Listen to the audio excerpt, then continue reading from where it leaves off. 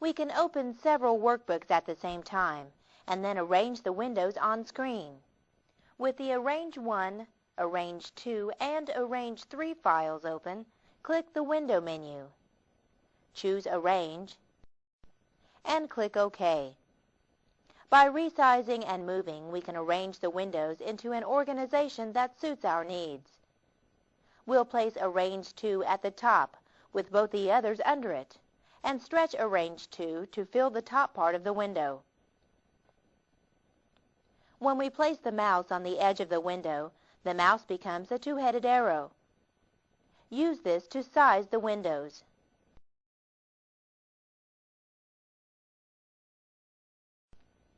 We can open a group of workbooks in one step if we save them as a Workspace file. Workspace files save the workbooks we have open, including their size, arrangement, and position on the screen. The size and position of the application window is saved every time we quit Excel. Once we have saved a Workspace file, we can open the workspace and all of our workbooks will be displayed in the position we had them. Click the File menu and choose Save Workspace. Name the workspace Strategy and click Save. Hold down the Shift key and click on the File menu. Select Close All. Click the Open File button on the standard toolbar and double-click Strategy. Hold down the Shift key and select the File menu. Choose Close All.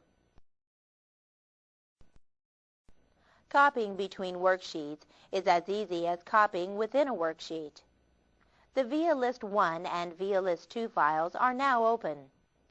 In the ViaList 2 file, select cells A2 through F8. Choose the Copy tool on the standard toolbar. Choose the Window menu and choose ViaList 1. Click cell A16 and press Enter.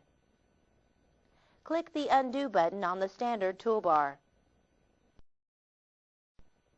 Choose the Windows menu, then Arrange.